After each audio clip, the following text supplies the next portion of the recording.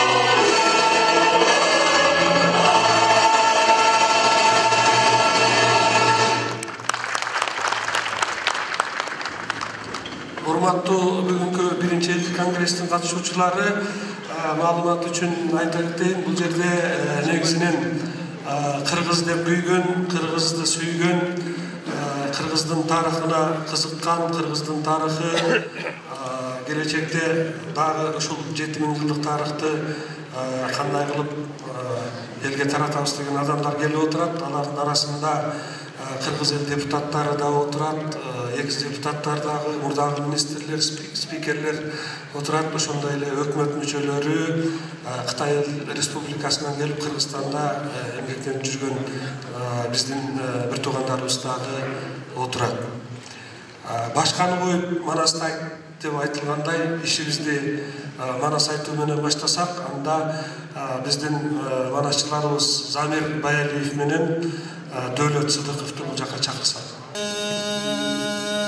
Babаңардын жолугу бал татыган келинен, батыр чыккан тегинен, кыдырдарын беринен, кылымдын эли дүрбөгөн, кыдырлы кыргыз элинен, кыйланы көрдү кыргыздар, кылымдын кымбат элинен, кызыл кыргыз сүргүндө бирде жеңип жеңилген, ырысы бирде ташып кемиген, бабаңардын баяны бир кезде таш бетинде чегилген, баскынчылык душмандан чегилген таштар терилген, талкалашып жок кылып тарыхты далай кемирген,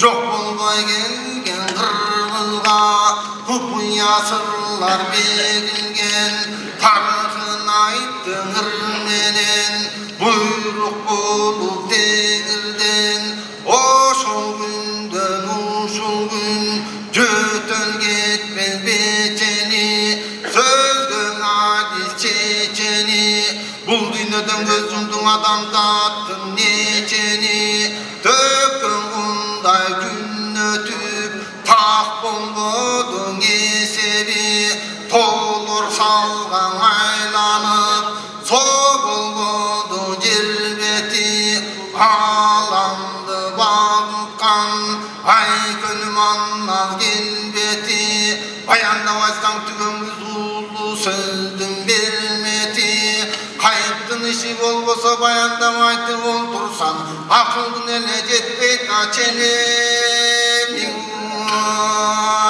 ай күнман азгабылан ошондо карасаң карданы күркүрөп бир манастын көргөндө кырк жора жүргөн дүркүрөп кайраттанган экен деп каңгайды чабар бекен деп белин байлап белсенип белемденген экен деп безимди чабар бекен деп жанындагы кырк чоро жаны калбай тепеңдеп аңтарып сырын биле албай алдына бирге кире албай которуп сырын биле албай коркуп бирге кире албай ошондо манаскан акылланы токунуп берген ыктай олтуруп атка манас мингенде сөлөтү атка минген келбети сөлөкөтү көрүндү келип кеткен кыргыздын келечеги көрүндү колдогону кожосан колтуругунан бөлүндү кара чаарга булдан топталында чамынап чолдок көк жаларыстан жанна шалгып камынап айкөл манас кабылдан жыйылып турган элине жанна жакын келгенде улук манду карыдан ата тегин жайынан угуп келдим барынан табиятка башынан жакын элден экенбиз түйүнөн кызырдарыган батыр элден экенбиз тентип жүрсөк бекербиз ажал жетсе бир күнү акыл жетпей кетербиз айланайын кыргыз журт тектилер тегин сурашса тегин кандай кыргыз деп аңеме дүкөн кураса ала тоо болгон жерим деп акалпа кыргыз элим деп алоке чапкан кезинде артага тентип келдим деп көрбөгөндү көрдүм деп айталада өлдүм деп айдыгым айдай турганда кайбетим менен айтайын агайын журтум байкагын ала тоодой төрүндө ысык көлдө көлүндө ошондой көңүл бөлүндө алтыны тоодон уюлган акалпак журтка буйрулган ала тоодой төрүндө ошондой көңүл бөлүндө ата журтка арнаймын аманат келген өмүрдө атадан калган наркымды ардактаймын салтымды ала тоого жыйнайын чачылган жалпыңды бир ошондо манаскан каарданы күркүрөп белди беккен буамын белимдин жолун кубамын атадан калган жериме айкырымдайда сунамын алуу кеде капырдан андыянда батырдан азыр тартып аламын табылтүнөн басамын улуу тоону бойлоймун уюткулуу кыргызды унуткарып койбоймун арыстандай жөйлөймүн бир ошондо манаскан каарданы күркүрөп мындай сөзүн кылганда халайыктын баарысы дүрүп жатып калышты көрсө көңүл бөлүнүп мын ошондо жанакы билтерисин кийгендер бир иминге тийгендер жараган темир кийгендер жалгыз саңга тийгендер баары бирдей камынып арыстандай чамынып келген кезде турбайбы айкөл манас кабылдан мын ошондо карасаң көрсө көңүл бөлүнүп акылаң озун бурдеме каарданы күркүрөп ошондо туу түбүндөн атур демиң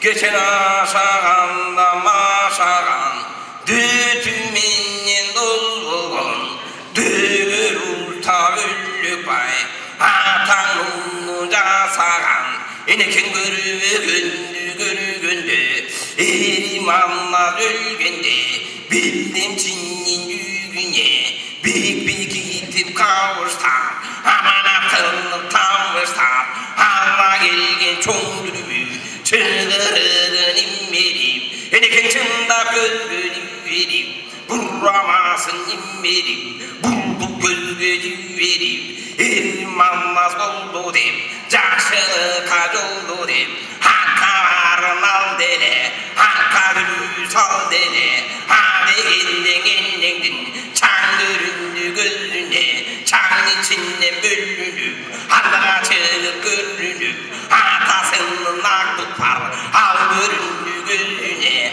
arkasından al tatı katarlaşıp kavallıtır 12'nin sonunda o şoğudan kallıtır arta kalkan taytırar emin aydan yürüdü boşundun eneken çımınday kana candan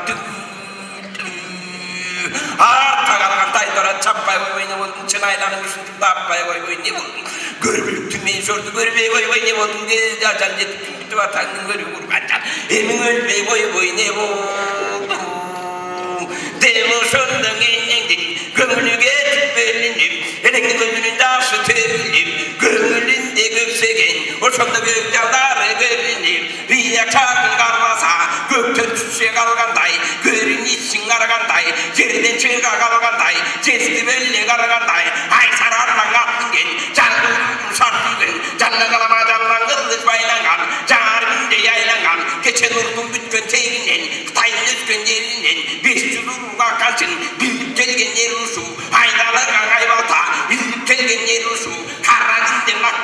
özelinden jat bolup basıp gelgen yer uşu tuğurdu bulmay kılgan tutaşkanınday kılgan geregesinmay kılgan gerişkenday kılgan aziz kadın alman ben haysar alan at mingen jalgırgın sap yürgen jada jalama jalan kılıç baylangan jarinde yaylangan ajal gözü saçpagan ölüm kaydan eken dep basa yürgen yer uşu ajal kaydan eken dep Mustafa'nın belinden asa yürgen yer uşu bunu sonda jamağı altın tulunmay kılgan alışkanınday kılgan atanın dünya hayasının atı dep jetip gitti datı dep ana kengörü sürü balıktır hanım biyak çayın durasa atçılıp durguça altmış akıllı oynagan karşılaşkan düşmadın kan iste toymagan bunu sonda jamağı atta cengiz taygaçak armakta yorgusak ulakan yersirgak kendin atı dep jetip gitti datı dep tağı sonda durasan özürü balıktır nayzatılıp topuzgan 21'ge çapkanda çoğunga dattan okuçkan eremizin yeruşu telegeyi teguşu saygıldan seruşu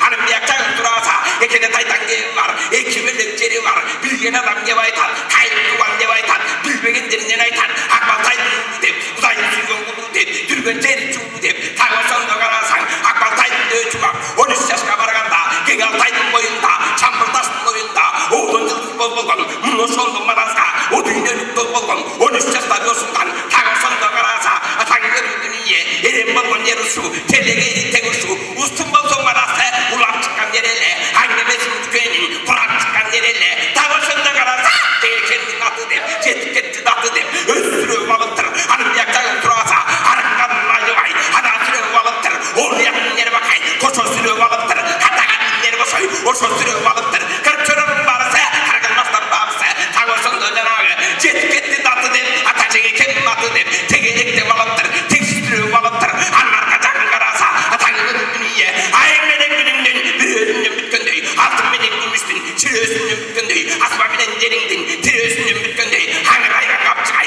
alkımından bütkendey oğuda umuttun salgınından bütkendey ayalda menen kılıçtın çavuşundan bütkendey nayza menen kalkandın sayısından bütkendey ağlamdan oğlum oylardın jarışından bütkendey bunu sonda janağı göktenlerge düşkendey göktenlerge düşkende karada kara jer bütkön kanra gerge jer bütkön bunu sonda durasan nuşun yeruşu tegerek dep çıkkanda teksi varman seruşu tünöp ötkönlerinne tüptüm atar ornogon basıp ötkönlerinne basan atar ornogon çaybolnogon serille telegeyi tengele tuğ bolgon nermanas ayakların düşmanga tuğ bolgon nermanas atak ayak sütünün atı dep jetip gitti datı dep kabılan tukan nermanas öpsüre bağlayıptır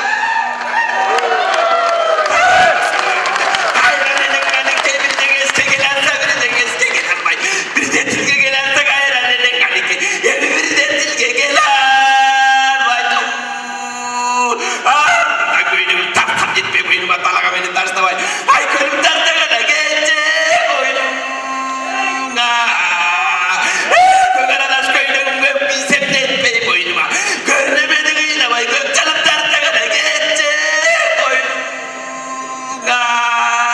jetim benim jetirdi imiçini kıradım kana erekeng ilap turganda kayım ilap talilap kadaga kada jande barilay beregi turgan begilay dilaganın barısın özünün kabın cebilay ölmeye kada bana debilay kudret salma koysa ne bulut cantık daydıran almaya koysa ne bulut körü gülüktük adamzat görmeye koysa ne bulut can bütkünsün adamzat emi gülmeyele koysa ne bulut Şundan abi, erekeng esindiğim kıdasta, kayrılarga güç çok, erekeng menden güç çok. Belli belesten asıp çıkıp gelatan, tağı sonda janağı atasının altatın, özün görgün taytoru basıp çıkıp gelatan, tağı sonunu görgünde atan görüldü niye, kanzıgana çalaget katarlaştırı malaget atan görünüye müzenge çalaget tağı sonunda kurgan. Kapakılmayı bey baktı, kankorum bana tere malaget.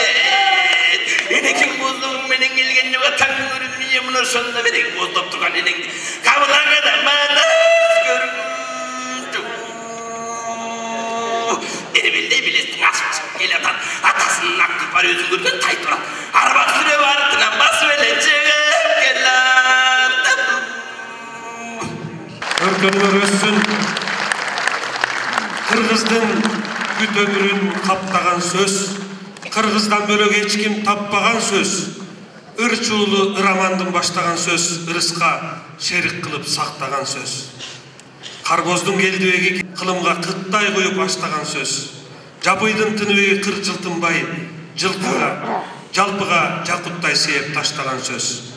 Кулпусун кут мурастын Кудай берген, Кыргыздан бөлөк эч ким ачпаган сөз деп акындар айткандай, мына ушул сөздүн керемети менен азыр эки манасчыбызды уктук. Урматтуу бүгүнкү биринчи элдик конгресстин катышуучулары, үстүбүздөгү жылдын 25 августунда Көк Аба гезитинин атайын чыгарышында жалпы элибизге жарыялагандай биринчи элдик конгресстин күн тартибинде бир эле маселе коюлат. 7000 жылдык кыргыз тарыхын балдарга, мектеп окуучуларына, студенттерге, орто улуу муун элибизге жеткирүү иш-чаралары жөнүндө деген маселе. Жыйыныбызда тарых талкууга алынбайт. Тарыхый ар бир окуяны талкуулоого өтө көп убакыт талап кылынарын жакшы билесиздер. Ошондой эле тарых изилдөөчүлөрдүн тигил же бул тарыхый инсанды көкөлөтүп, анын уруусуна чейин чечмелөөнүн да кажети жок. Анан да самоотчет же өзүн мактаганга дагы убакыт бербейбиз. Гезит тарагандан бери биздин секретариатка 17 адам жазылды, мен сүйлөйт элем деп. Анан эми азырда сүйлөйм дегендер болсо, секретариатка жазуу жүзүндө аты жөнүңүздөрдү толук кайдан келдиңиздер, ошону жазып берип койсоңуздар, анан биз эмебизге, иш-чарабызга кошолу. Жыйында иш-чаралардын планын талкуулап, бекитип Кыргыз элине, Кыргыз Республикасынын президентине, Кыргыз Республикасынын жогорку кеңешине жана өкмөткө кайрылууларды кабыл алуубуз керек. Ошондуктан урматтуу элдик жыйындын катышуучулары, жарыш сөзгө чыккандарга 5 мүнөт убакыт берсек, көбүрөөк адам сүйлөйт эле деген, көбүрөөк адам мүмкүнчүлүк алат эле. Кандай дейсиздер? Туурабы? Областтардан келгендерге, чакырылган коноктордун дагы бир 3-4-өөнө сөз берсек, макулсуздарбы? Анда мандатыңыздарды көтөрүп добуш берип койсоңуздар.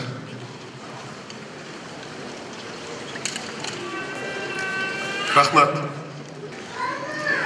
Жыйынды алып барууну, ушул конгрессти уюштурууга, маселелерди чечүүгө аракет кылып жүргөн Темирбек Токтогазиев менен Кубан Чороевго алып барууга уруксат бересиздерби? Анда уруксат беребиз десеңиздер, мандат көтөрүп койсоңуздар. Рахмат. Анан биздин төрүбүзгө атайын президиум даярдадык элек. Ушул президиумга бир аксакал адамдардан, энелерден чакырып отургузсак деп пландадык элек. Эгерде каршы болбосоңуздар, мен аларды атап коеюн. 20-чы кылымдын башында 1913 жылы Уфа шаарынан Муктасар Кыргызия, тарыхы Кыргызия деген китепти, ошондой эле 1914 жылы ошол эле Уфа шаарынан Муктасар тарыхы Шатмания деген китептерди, тарыхый китептерди чыгарган Осмоналы Сыдык уулу деген атабыз өткөн Совет өкмөтүнүн учурунда куугунтук алынып, Кытай жергесине качып барууга мажбур болгон экен. Бүгүн ошол Ысык көлдө жашайт экен. Ошол атабыздын кызы Бүбүш энебизди, эжебизди чакырдык элек, Ысык көлдөн келди. Бүбүш эжебизди бияка чакырып алсак. Кыргыз өзүнүн тарыхын манас баш болгон ондогон эпосторунда, ошондой эле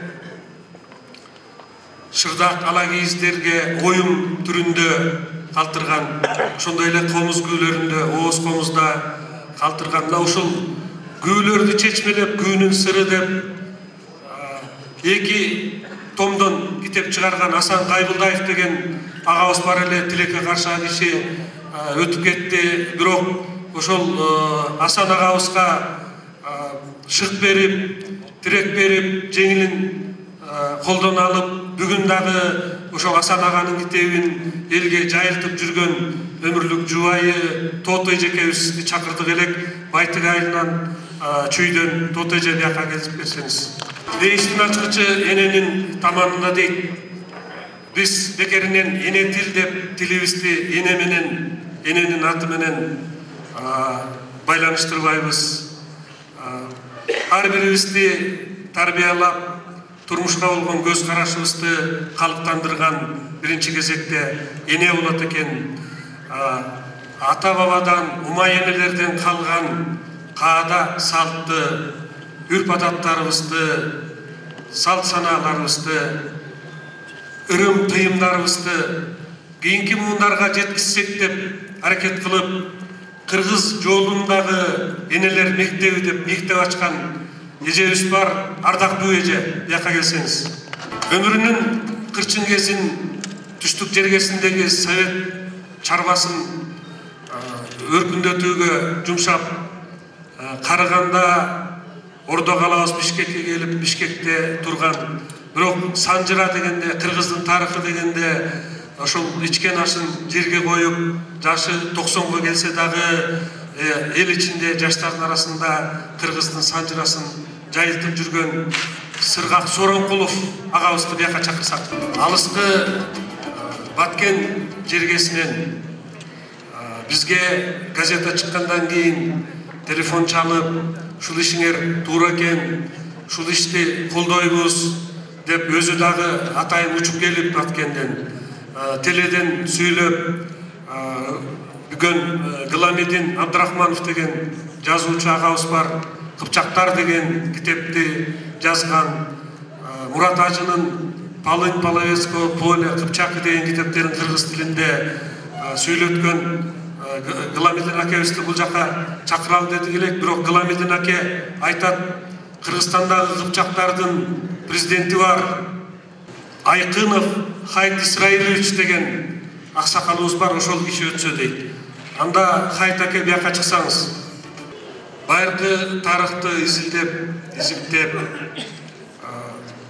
Чыңгызханды кыргыз болот деп жүрөбүз, бирок Чыңгызханга каршы туруп, өзүнүн эркиндигин бербей, Наймандардын ханы Күчүлүк дегенди тарыхта айтылып жүрөт. Ушул Күчүлүк хандын эркиндик үчүн күрөшкөндүгүндө анан 800 жыл мурда, туп-туура 800 жыл мурда ошо Алай жергесинде Алтын Мазар деген жерде жоочунун аскерлеринен мерт болгон Күчүлүк ханды изилдеп, Күчүлүк хан ушул Орто Азияда кара кытайлардын бийлиги жүргүзүп, Баласагын шаарын Ордо калаа кылып турганда, ошол кара хандарды талкалап, анан кара хандар мамлекетине дагы өзү хан болгон Күчүлүктү изилдеп, ошо жүрүш жасап, авто жүрүш жасап,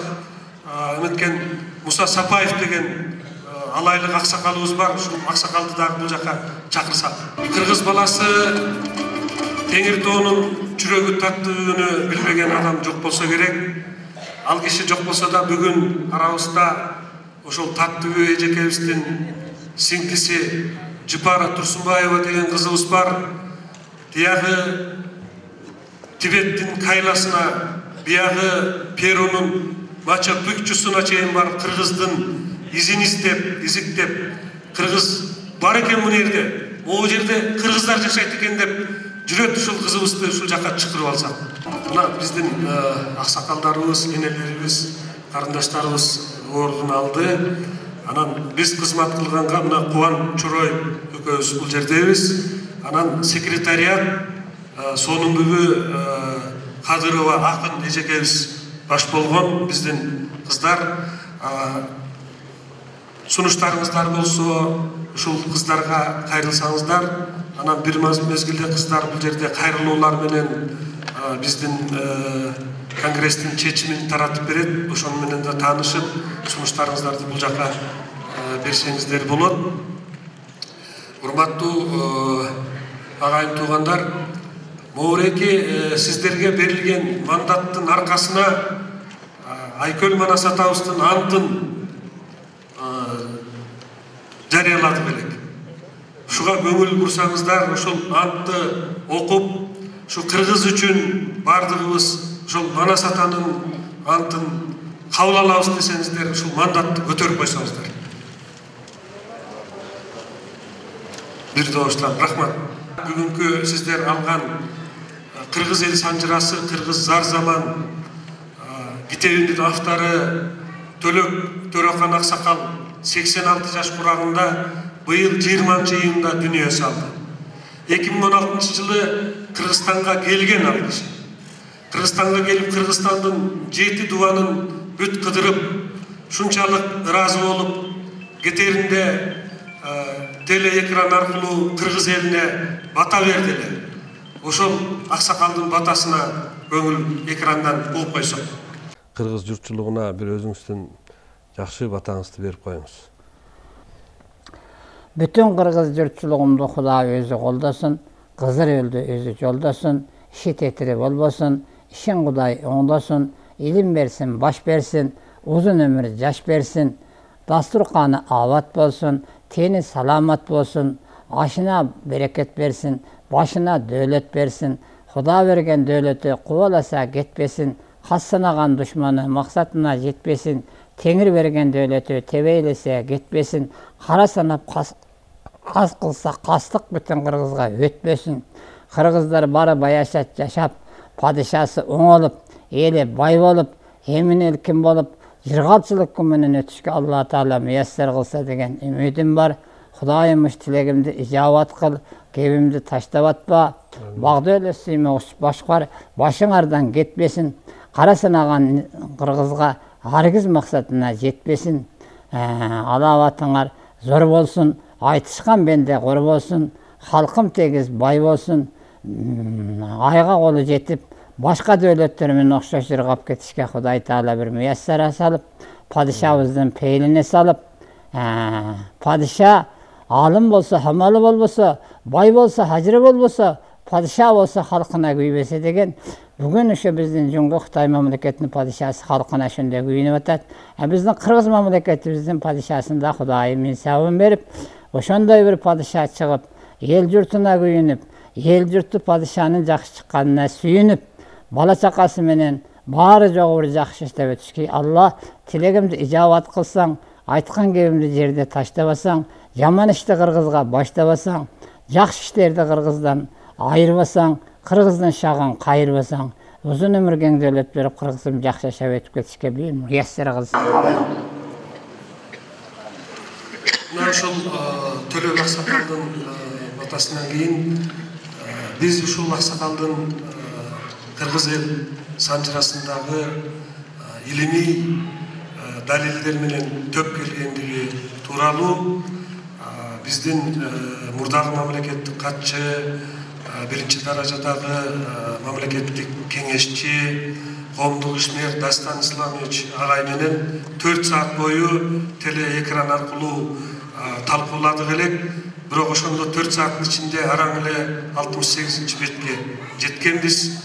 Анан муну элге кеңири жайылтыш үчүн элге жеткизиш керек экен деген чечимге келдик элек. Анан докладты өзүңүз жасап берсеңиз деп өтүндүк элек. Дастан Исламовичтин доклады Кыргыз элинин дүйнө цивилизациясына кошкон салымы деп аталат. Агай сизге 10 мүнөт беребиз. Рахмат. Байыркы, баатыр, аруу жана улуу Кыргыз улутунун урматтуу урпактары, кадырлуу мекендештер, Ала Тоо ыйык мекенибизде Кыргыздын 7000 жыл тарыхы илимий да, жазуу булат менен да талашсыз далилденип, чыныгы тарыхыбыз элибизге кайрылып келгенин белгилеген биринчи элдик жыйыныбыз куттуу болсун туугандар. 1000 күнгө тете bir күндө бүгүнкү күндү айтсак болот. Ушул күндү көрүп, ага жеткени менен бактылуу экенбиз. Канча муң Кыргыз эли бул кубанычтуу жаркын күндү көрбөй өтүп кетти. Кыргыз тарыхын билип, айткан, аны изилдеген kança yüz adam aydalıp, kança yüz adam atılıp ketti. Böyle өлkө bizge жазып берген жалган тарыхка ишенип, kança муун элибиздин өмүрү да жалган болуп кетти. Бүгүн да мектептерде, жогорку окуу жайларда ошол жалган тарых окутулуп жатат. Чыныгы тарыхыбыздан улуу жаратуучу күч, ишеним алып, өзүбүздү бир дагы элден кем сезбей. Бабаларыбыз 7000 жыл дүйнө элдеринин сап башында болгондон үлгү алып, кыргыз бир дагы элди ичип, туурап, ага окшош болууга муктаж эмес экенин билип жашоо доору башталганын элибизге жар салуу учуру келди. 150 жыл илгери кыргыздын аң сезимине өзүн таанууда кыргыз жапайы, маданиятсыз, ынтымак биримдиги жок, түзем эли мал баккандан башка эч нерсеге жөндөмсүз баран деген кишени салып койгон экен. Ушул аң сезимге салынган кишенди ой жүгүртүүбүздү майып алсыз кылган жалганды өз тарыхыбызды билүү менен гана жок кыла алат экенбиз. Жол кырсыктан кийин аты жөнүн, туулуп өскөн жерин унутуп, ата эне бир туугандарын тааныбай эс тутумун жоготкон 50 жаштагы майып адамды бүгүн элестетип турган жокпузбу деген суроо келип атат. 7000 жылды айтпай эле коеюн. 18-19 кылымдагы тарыхыбызды жакшы билбейбиз. Көрсө, тарыхын билбеген элди каалагандай алдап, чүлүктөп, каалагандай жетелеп, каалагандай алдыга салып, айдап алса жеңил болуп турбайбы? Муну башыбыздан өткөрүп атабыз. 100 жылдан ашык убакыт айдама жетелеме болуп келатабыз. Ал эми 7000 жыл тарыхыбызды илим талашсыз далилдеди. Аны 2009 жылы Türk мамлекеттик ТРТ телеканалы 80 миллион түрк элине 51 дүйнө өлкөлөрүнө спутник аркылуу 2 жолу кайталап көрсөттү. Андан бери 9 жыл өттү. Бир дагы өлкө бул тарыхты талашып, биздин тарыхыбызды талашып, аны жокко чыгарган, билдирүү кылган жок. Жалпы 180 миллион адам тааныган 7000 жыл кыргыз тарыхын өлкөбүздүн 150 тарыхчысы жана бийликтин 100ге жакын төбөлдөрү тааныбай, аны кабыл албай жүрөт дагы бүгүнкү күнгө чейин. Атактуу эл жазуучу маяк берип минтип айтыптыр. Кыргыз жөндөмсүз, ынтымак биримдиги жок эл, дүйнө цивилизацияга эч нерсе кошкон жок. Жакында эле 16 кылымда эл болуп калыптанбадыкпы деп маяк бериптир. Кыргыз жөндөмсүз, ынтымак биримдиги жок, жалкоо, маданиятсыз болсо, анда 7000 жылда жок болуп кетпей, тилин, салтын, манасын, комузун, улуттук жүзүн 21 кылымга чейин сактап келет беле деген суроо жаралбай койду. 7000 жыл тарых жолун баскан кыргыз улуу дөөлөт жаратып, дүйнө цивилизацияга кошкон салымын кыска бир сүйлөм сөз менен гана айтып берейин. Бир сүйлөм сөз менен. Биринчи, дүйнө цивилизацияга тарых билими расмий ачып тааныган Апанас, Андрон, Карасук, Тоогар таштык маданияты кыргызга таандык. Ал биздин доордон 4000 жыл мурун башталып, 5000 жыл жашаган. Бул биздин кыргыздын маданияты. Ал маданияты бабаларыбыз бизге калтырган бийик мурас. Ким буга ишенбесе, Берштамдык доктордун диссертациясын Киселев, Акладниковдун эмгектерин окусун.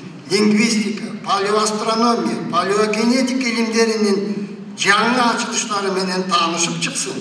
Биздин доордон 4000 жыл мурун кыргыз калтырган тарыхый изин, илим, дөбө маданияты деп бааласа, анан кантип 19 кылымда кыргыз жапайы маданиятсыз түземдели болуп калат?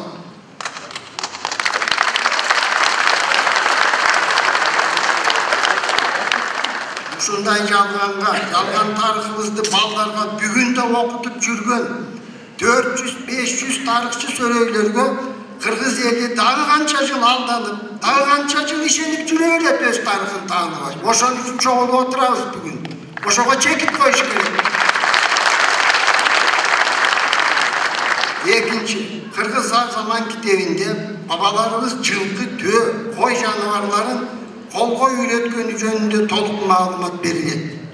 Жылқы, tüö, dünya sivilizasiyаны tez özgürlüşüne alıp kelgen, alыскы el, alыскы жердерди байланыштырган, азыркы дүйнөлөшүүнүн башаты болгон бул dünya sivilizasияга Кыргыз кошкон зор салымы эмес деп ким айта алат? Dünya элдеринен жалгыз Кыргыз эли гана жылкынын 24 түсүн, жылкынын 20 мүнөзүн, 8 жүрүшүн, туягынын 19 түрүн, күчүнө, кубатына, акылына жараша дулдул, буудан, тулпар, аргымак, күлүк, жүйрүк, жорток деп ажыратып баалаган. Кыргыз гана ат адамдын канаты, тосок аттан айрылган жерде башталат деп баласын кулунун тулпардан калган туягын деп эркелетет. Бул Кыргыз гана үчүн. Üçüncü, Kırgız birinci olup кезге қалай koşup, kolonu жаратып, аны dünya yüzüne жайылткан, dünya sivilizasiyasının ilim, kolo doğru деп таныган doğrudu Kırgız başlap berген bu сыймык эмейim ne bizge тугандар. Dördüncü, jana gördüңүздөр Пазырык дөбө мүзөлөрү жөнүндө. İlim, Sibirskif madaniyatı деп анықтаған doğruga таандык en çoğ Arjan, en çoğ Pazırık дөбө мүзөлөрүндө koyulgan adam süyöktörünün DNK'sı R1, A1, SNP, Z93. Janan gana Kırgızga taandık bolup çıkmadı bu. Bunu Germaniyalı okumuştular anıkladı. Bunun bizden babalarımızın süyögü. Skif Sibir madaniyatı, bu Kırgız'ın madaniyatı. Bu Kırgız koşkan dünya sivilizasiyasında çok salım durganlar.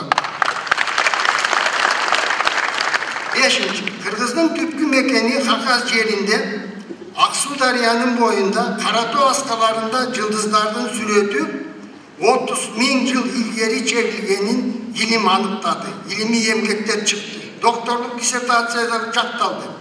Al emi Altay'dın düştük çıkışında табылған taşlarga oyup salıngan ay kalendarı toğol gündörün көрсөткөн. İlim bu ay kalendar 24.000 yıl murun jasalганын tasdiqladı. Saymalı taşta toğol çevrilgeni belgili. Dünya ellerinin toğoldu Kırgız gana bilet. Ay kalendarı akırkı 16 yıl boyu Kırgızstanda gana basmadan çıkıp kalın el anı kollanıp kaldı. Özgöçö alay, özgöçö narın büyük doğulu aymaklarda. Kırgızdın yıldızlar bilimi güz, kış, jaz kanday bolorun yıl başladı elektriği aytkanга negiz bergen. Бұл dünya sivilizasiyaga Kırgız koşkon dagı bir zor salın dep maktanумен айтышыбыз керек. Yıldızlardın nizamı boyunca bugün 22 sentyabr emes turganlar. Yıldızlardın nizamı boyunca bugün 14 oktyabr. Al emin 9 oktyabr günü yıldızlar boyunca 1 noyabr başladı. Küz, kış, bıyıl 20 gün erte başlaların ay kalendarı былтыр ele көрсөтүп койгон. Мындай билим кимде бар азыр? Мындай билим мына өнүккөн Европада да жок. Tabiat menen eri şarkak жашап, өзүн табияттын ажыратылгыс бөлүгү деп тааныган Кыргыздын дүйнө таанымына бүткүл адамзат бүгүн муктаж болуп турат. Балаңды бузам десең базарга жибер. Dünya опа болбойт, намыс өлүмдөн өйдө деп Кыргыз дүйнө корлуктан улап болуп, рухин артты, өлүк дүйнө байлыктан өйдө коюп жашап келген. Улуулуктун ушул эки белгиси dünya sivilizasiyага Kırgız koşkon salımı деп kantip айтпай koya alabыз бүгүн. Жетинчи, 4,5 yıl жашаган дөбө маданиятı адамзатка үлгү боло турган Кыргыздын bir улуу өзгөчөлүгүн көрсөткөн. 4.000 yıl boyu Kırgız bay kedey деп bölünbөй, теңирим теңдикти жалгайт деп теңдикке жашап өткөн экен. Kança döve müsüler kazılmasın. Bul jardı, bul baydın suyög eken деп айтууга негиз жок деген өзгөчөлүктү кишилер Окладников, Берштам емгектерінде Такай баса белгілеп жазып қалтырды. Ал Ақын Арыстанбек бабамыз мұны минтіп ырдаған екен 19 ғылымда.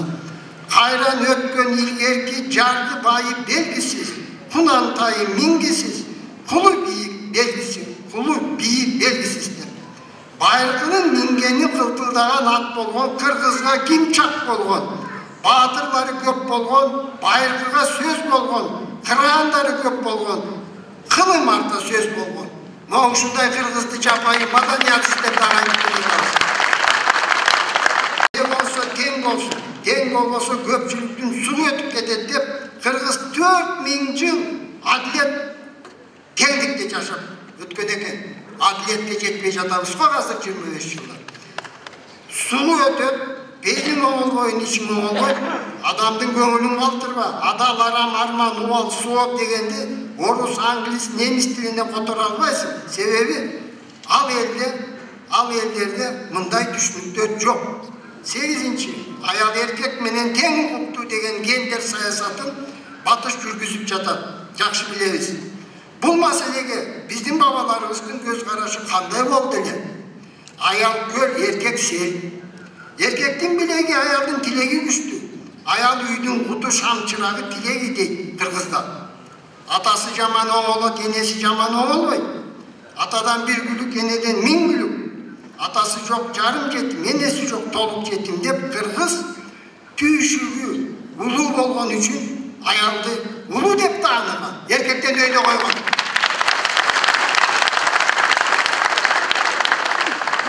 Қырғыз жер ене дейді. Қырғыз жер ата демейді. Ененің күшін, қасиетін, шыдап барын көтерген жердің күшіне қырғыз ғана теңеп, ұлы деп таныған аял затты.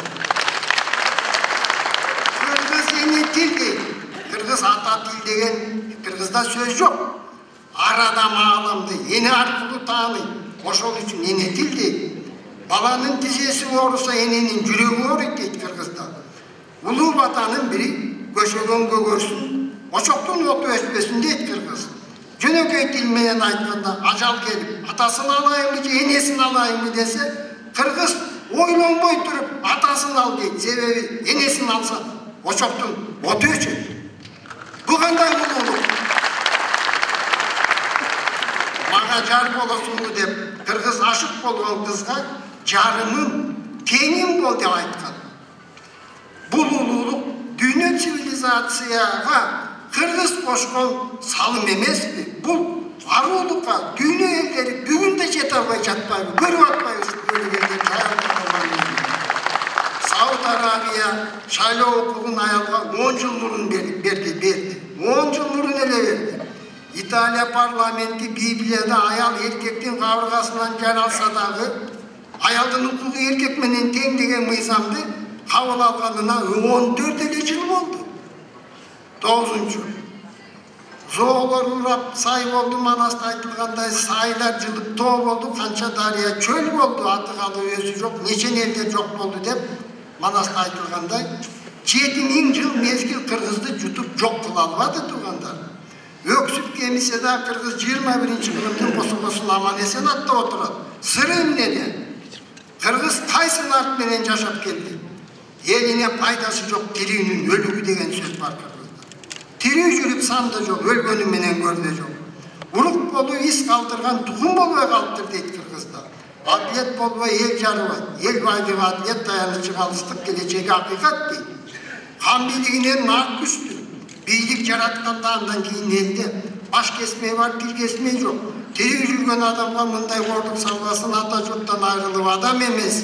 Хайван да арғайда тентіп қалбасын деп жалғыз қырғыз қана айтады тұрғандар. Мына ушуларды ел тұтқан үшін қырғыз сақталып келді. Ушуларды қармаған үшін Манас бабамыздың қырғыз, Непал, Индия, Тибет, Қытай, Кавказ, Азия аймағының даңазалы, даңқты, жерсу, чоқыларына қойды. Қыпчақ елінен шыққан бейбарс Египеттің сұлтаны болды. 13-ші ғылымда таластан шыққан жігіт кейін Афганистанда Газневит хандығын түптеді. Салмор Табышалиев ақсақалдың емгектерінде ашықтамай жазылған. Ulutu Kırgız bolğon Çingizхан менен Тамерлан дүйнө жүзүн өзгөрттү. Анын неберелери Индияда Улуу Моңгол империясын түздү. Дүйнө жүзүндө Манасты Кыргызхан жаратты. Манасты Кыргызхан айтылат. Комуз аспабы жалаң эле Кыргызда бар.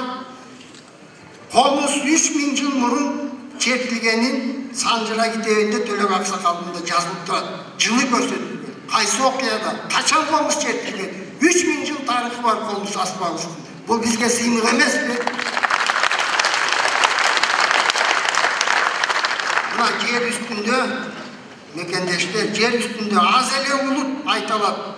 Дүйнө цивилизацияга ушунча салым коштук деп. Терең ойлонот. Ушунча салымды ким кошту да? 7000 жыл тарихыбыз бар деп талай улут айтайын дейт, бирок айта албайт. Анткени далил жок. Кыргыздын 7000 жыл тарихы ар тараптан далилденип турса да, бул менин тарыхым деп кыргыз айткысы келбейт бүгүн. Анткени жалган тарыхты айткан 300 чала тарыхчыларга Кудайга ишенгенде элибиз дагы ишенип келатат. Чыныгы улуу тарыхыбыз, чыныгы улуу тарыхын жаңыдан таанып билген, мен терең сыйлаган белгилүү окумуштуу педагог Советбек Байгазиев 70-ке жеткенде өкүнүп, минтип айткан экен. Бул баарыбызга таандык. Кара жей Акмөңгүлүү тоолорду көөлөн келип, көкөлөшүп бийикке, өйгө карай жүргүн деп үндөйт сени көрөр менен дароо эле, тоол турса бийиктикке чакырып айткылачы, пас болушка кандай акыл бар эле. Улуу тоолор өргөндөсө куштай эргип бийиктерге канатымды какпапмын, кайра ылдыйга балчыктарга секирип бака болуп кир көлчүктө чардапмын дейт. Ата менен өз тагдырын аратууга тапшырарын билбепмин. Ата журттун, ар инсандын абийинен жакшырарын билбепмин. Бүркүт болуп төрөлсөм да энемден кошулбаймын бүркүттөрдүн санына.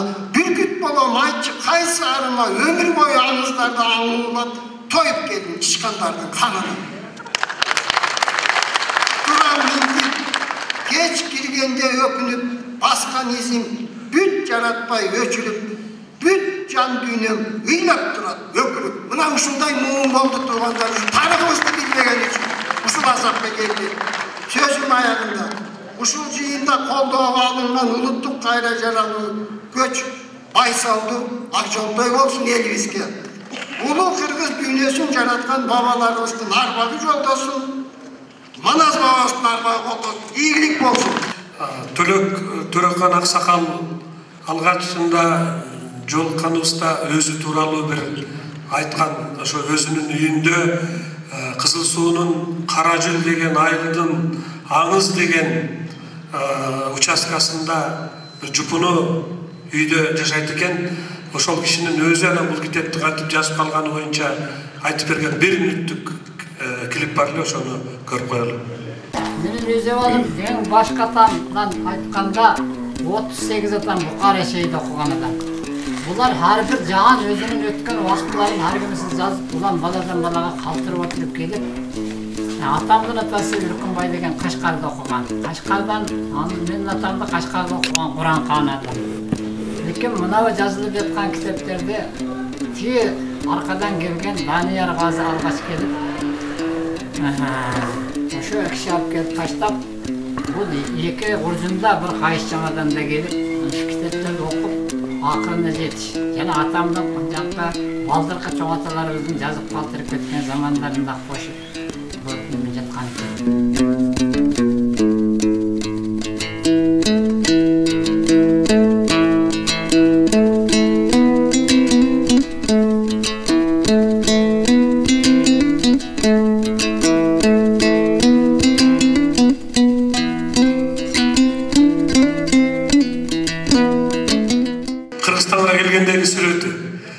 Какшаган жеринде мындай жашыл тулаң жок экен, ушу чөптөргө оонап барган жерин ар бир областта.